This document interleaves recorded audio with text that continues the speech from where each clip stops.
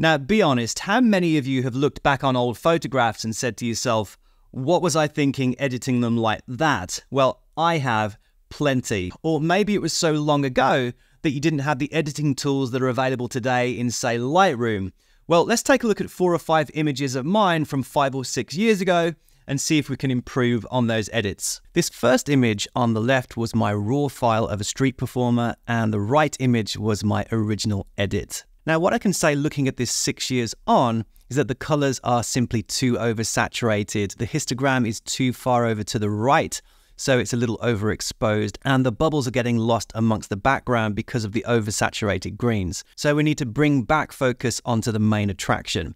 Now, when I'm editing an image from scratch, I always like to begin by desaturating all of the colors temporarily from the image to perform basic adjustments as a black and white. It allows us to see where the image needs contrast enhancement without the interference of color on the eyes. I have an entire video on this subject, so I'll pop a link up here or in the description. So now all of the color has gone temporarily, we can start adding contrast to the areas that need it most. Let's start by underexposing the image. So there looks pretty good, and we should bring the whites up to around plus 85.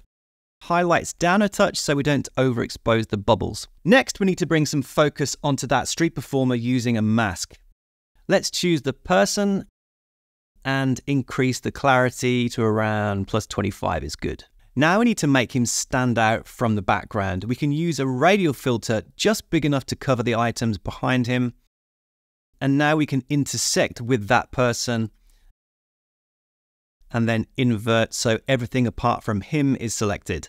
Now we can use the powerful dehaze slider to separate him. There, looks good. Also, I think we can create more depth in the image by using a radial mask to cover those people in the distance. And bring up the blacks. Fade the area using the curve's black point. Again, some dehaze, and perhaps some shadows increase. One final mask to the foreground using a linear filter, and increase the blacks a touch to enhance the depth from foreground to background. Now we have some real contrast, but we're not done yet. Let's open up the color mixer and first begin with the luminance sliders. Skin tones are going to be the reds and oranges, so let's increase those to make him stand out more. Yellows we'll keep at 0.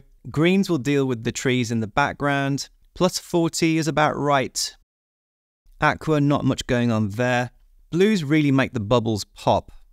Purples, slight increase there. And that should do it. Now to reintroduce those specific colors. Starting at the top, red, some needed for the skin tones. Orange around plus 12, really nice on those bubbles as well. Yellow, not too much required. Greens are where the original edit really pulled focus away from those bubbles, so let's keep those to around minus 50. Aqua, about the same. Blues are present in the bubbles, but let's not overdo it. Purple and magenta we'll keep to a minimum.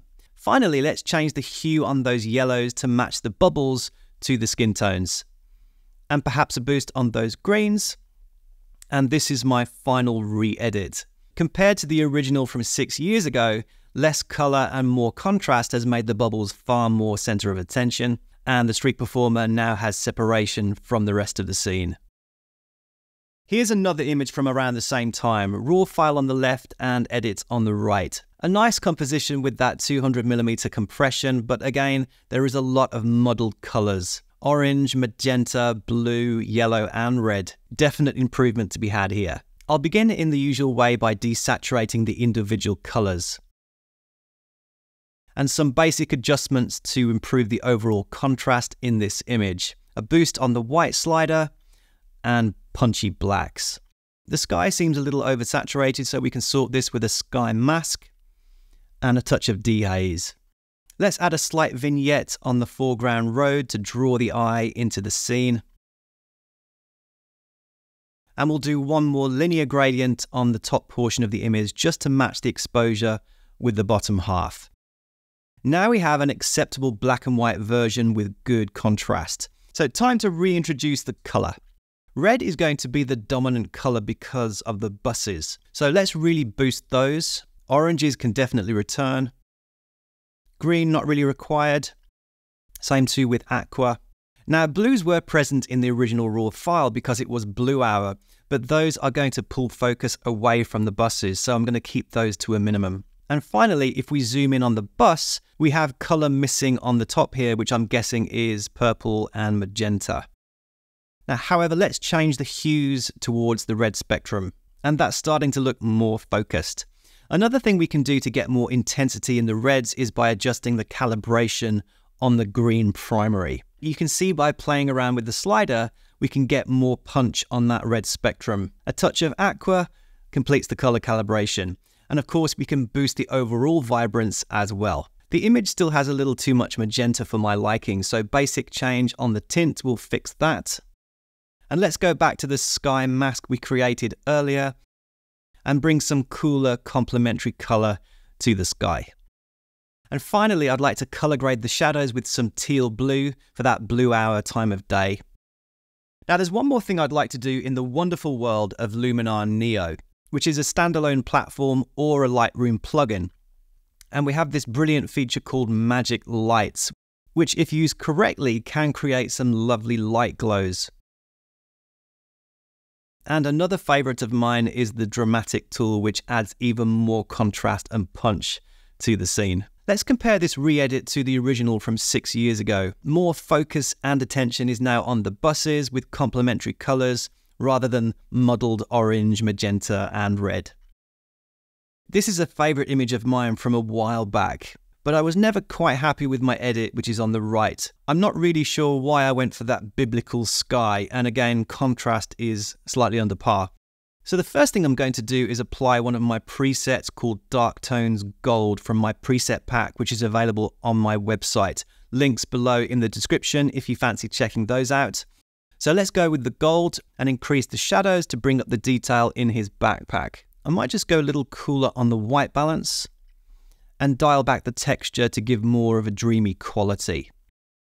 Masking, I'm going to darken down the corners on the bridge railings using a linear gradient and bring down those blacks by around -30. Next, I'll create some distance and separation using a radial gradient and just draw a circle on those distant objects. Dehaze down and fade up the curve by an output of around 17.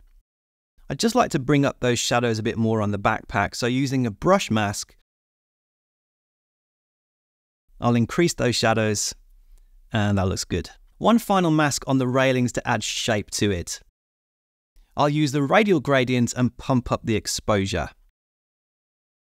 And one final thing we can do to add a bit more light direction is create a small radial mask on his head and shoulders and just fade up those blacks.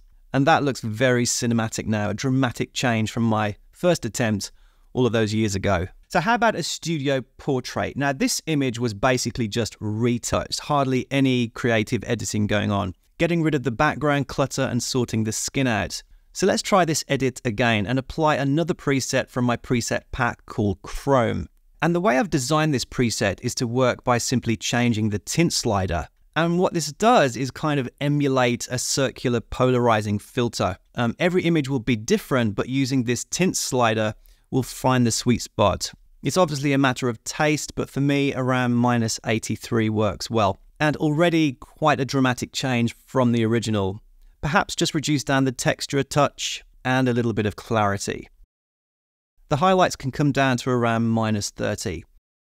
Now, part of this preset is a background mask, which has a reduced exposure. I'd like to increase this more. Be sure not to go too far with the background adjustments because it can leave strange artifacts and ghosting, but around -80 should be fine. Leela's clothes are a little blown out, so let's create a clothes mask by selecting People. And there she is, and select Clothes. And then bring down those highlights. And after another professional retouch on the face and body, the final result looks like this. A very dramatic black and white from the original edit. I tend to re-edit lots of old images, especially if they were really good. As your tastes change and new technology becomes available to us, images that were taken with less superior quality can be given a new lease of life. If you're interested in portrait photography, I have a headshot photography course available on my website. There are over 50 videos and 5 hours of training on the course. I'll pop links to all of those in the description below, along with my preset pack. And don't forget to subscribe to the channel for more photography content. Please give us a thumbs up if you enjoyed the video, and I'll catch you on the flip side.